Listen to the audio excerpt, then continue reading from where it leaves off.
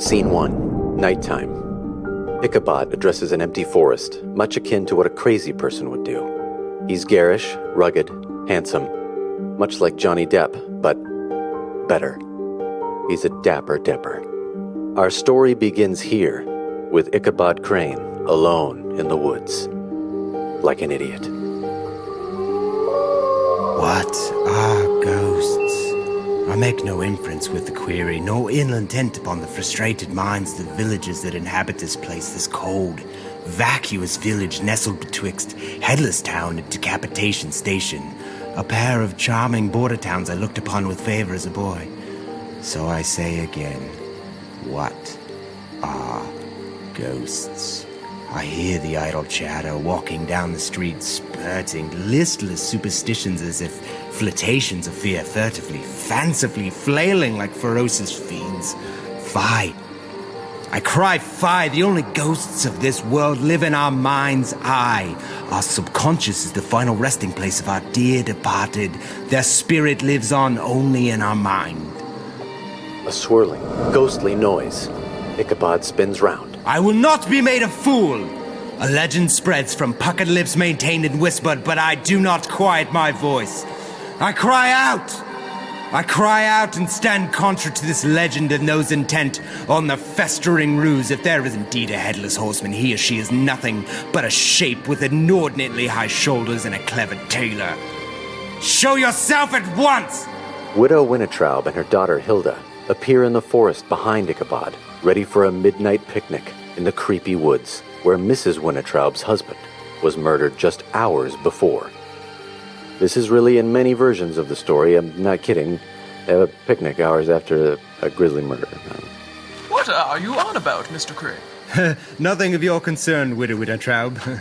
Why are we having midnight lunch in the forest where Papa was murdered? Also, what is midnight lunch? Silence! My dear, sweet, poor fool of a child. Midnight lunch is our tradition. But we've never had it before. It is an old tradition, celebrating the life of my brave and ultimately reckless husband, Wainwright Recluse Scaredy Man Winnetraub III, who was decapitated in this very spot. This seems unsanitary. Hilda turns to Ichabod.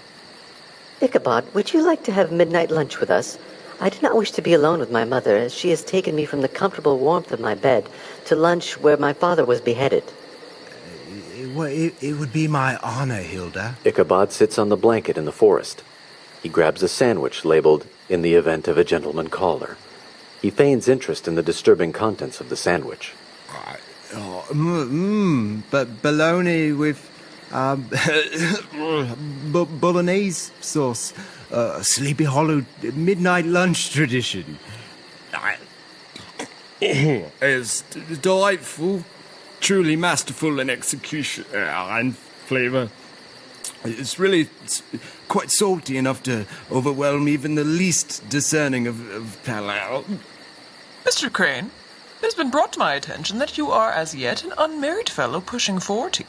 I must admit there was an ulterior motive in taking my daughter out into the forest. Mom, no! Yes, you see, my daughter, Hilda, is 19 and as of yet betrothed to none. You brought your daughter into the murder forest in the middle of the night to woo me at the sight of the open murder investigation of your husband? My, yes. Another Sleepy Hollow tradition. I hate this town. Ichabod stands up, leaving most of a sandwich on the plate. He dusts off his pants and nods to Hilda Winnetraub. I'm afraid I cannot answer your invitation to wed your daughter when my mind is quite fixed on the horrors our town faces at this very hour. It's okay, because I don't actually want to marry you, and I find this whole ordeal rather creepy and gross and weird. And I can't even. Hold your tongue, child. This is the 1800s, and we are not yet to the age of female empowerment against unwillful betrothal.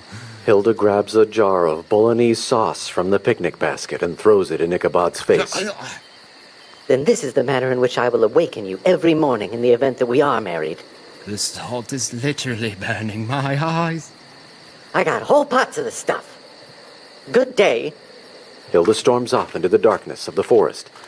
headed back in the direction of her cottage in the village. Hilda! Hilda, my darling, wait! The widow chases off after Hilda, leaving Ichabod once again, alone in the spooky forest. I suppose I will retire to my stead and engage in a bit of late-night reading in front of a fire. Ichabod walks back to town, murmuring to himself about a horseman